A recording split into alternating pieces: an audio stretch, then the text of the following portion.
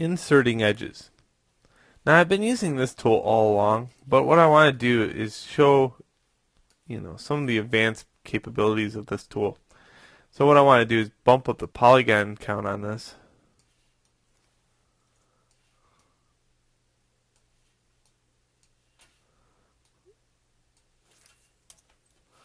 Okay.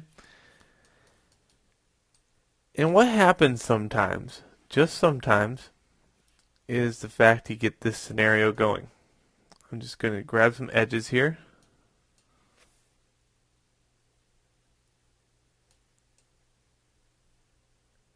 I'm going to delete them. Now, when you go to the Insert Edge tool, you go to click and hold in that area. See what happens? It does not autocomplete because of this. When I use the delete function, I deleted that by using delete on the keyboard.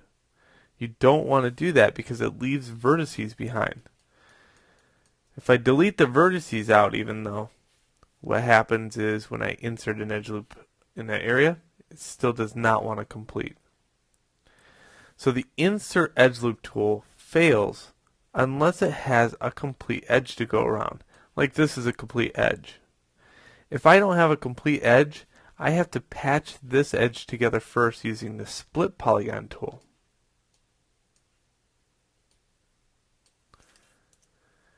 And then on the other side,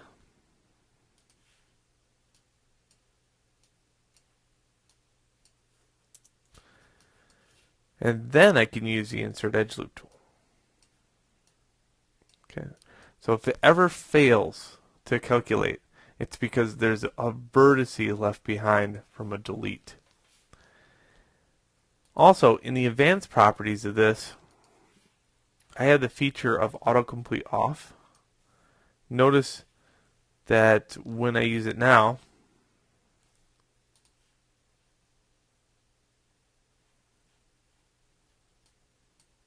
it does this. It doesn't know how to calculate. So it calculates across a single face and doesn't go all the way around. So it's kind of awkward, but sometimes useful. I just can't think of anything useful offhand.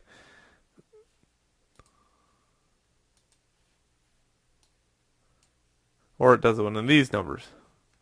So if it ever does that, you should reset the tool.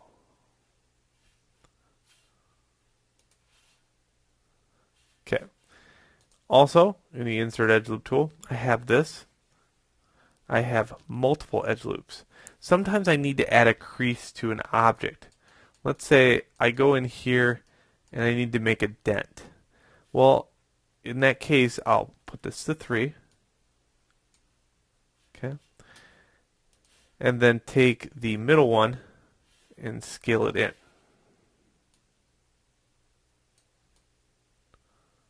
Alright. So very, very helpful if you want to save yourself a couple steps. But it does take an extra step to go turn that feature on and off. So sometimes it's so much easier just to have it at number of edge loops 1 and just take the 2 seconds to go in here and put 3 edge loops, and then the last one I can scale in and I didn't have to even select it. So,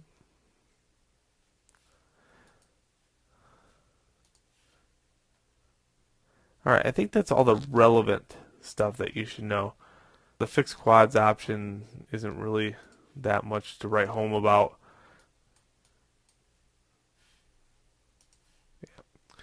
Alright, so that's it for the Insert Edge Loop tool within Maya.